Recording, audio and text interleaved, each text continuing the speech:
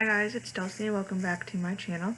So in today's video I'm going to be talking about some of my favorite Christmas quotes, 9 festive facts that you did not know about Christmas, and what my plans are for next semester of college. So I hope you guys enjoy this video and let's get into it. So with the first thing, like I said, I'm going to talk about is my favorite Christmas quotes.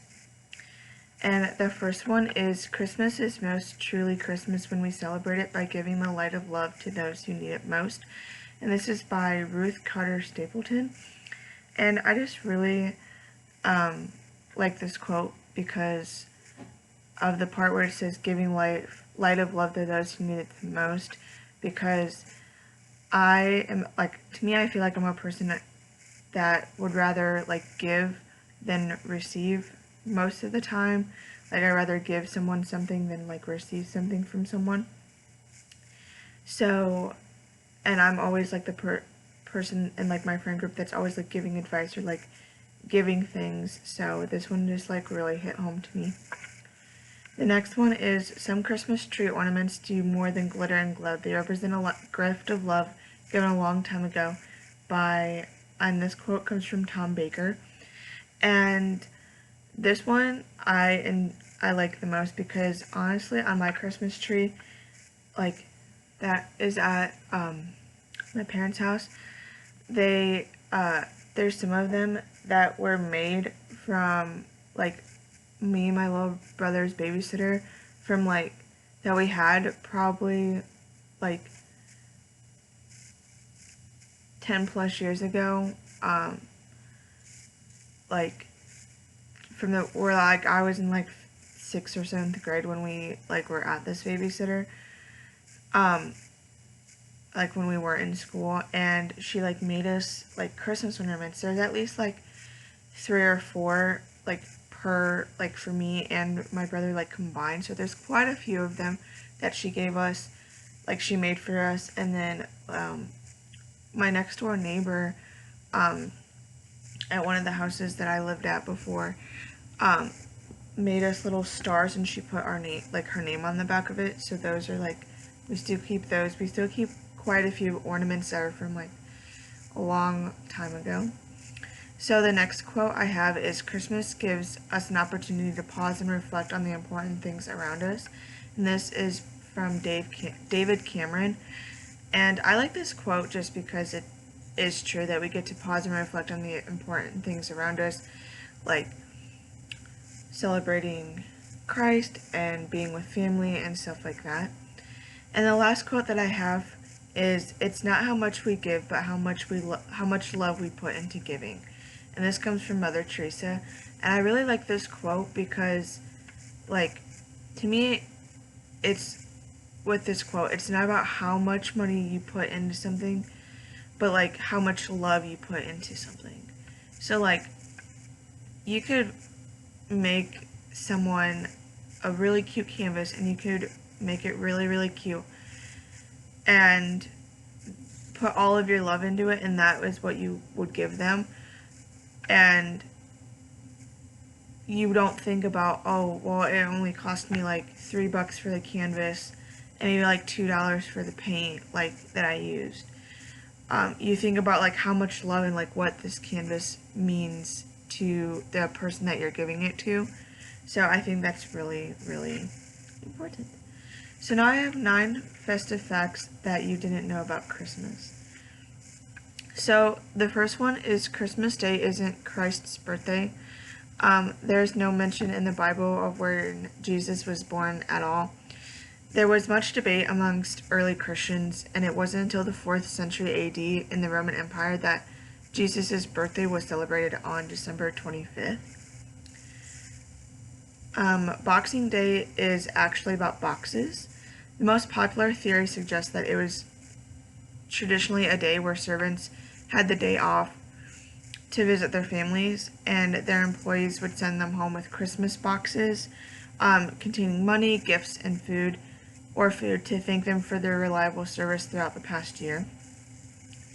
So Xmas doesn't take Christ out of Christmas. In fact, X comes from the Greek letter chi, which happens to be the first letter of the Greek word for Christ, and Greek was the original language of the New Testament.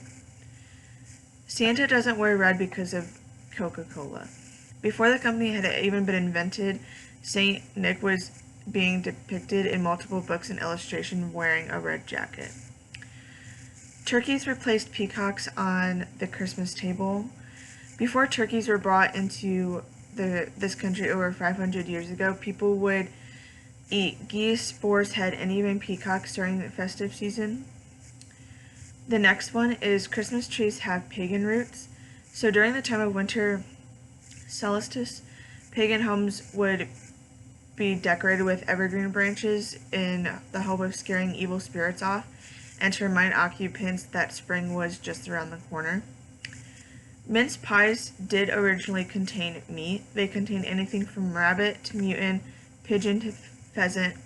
They were larger than their modern creations and made into an oval shape, which was said to represent Jesus' crib. The next fact is a crackling log fire is the reason we pull Christmas crackers.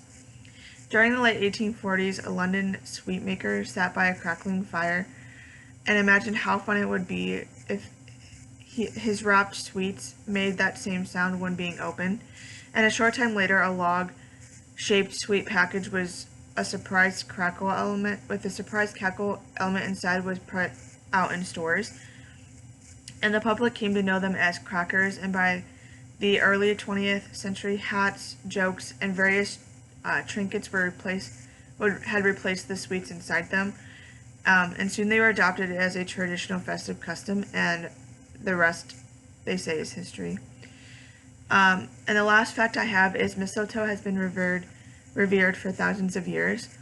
From the ancient Greeks to Norse mythology, mistletoe has been a symbolic herb for centuries, and many customs have linked it to love, fertility, and new life. And this tradition became increasingly popular in Victorian England, when men would look to steal a kiss from any woman that was seen standing under the mistletoe, and if there was a refusal, it was seen as bad luck. So the last thing I'm going to talk about for this video is my plan for next semester. So next semester, Wesleyan is deciding to go back to campus in the spring of 2021 for in-person learning. And so my plan is to move into my dorm room. I live by myself in my dorm room. I don't have a roommate, and I haven't had a roommate for like the past like 2.5 years really. So I'll be in a room by myself. It's it looks kind of like a bigger room to me. It seems bigger than like the previous rooms I've been in. But that is the plan for next semester. I do have some organizations that I'm a part of that we have our own guidelines for what we will be doing with each organization.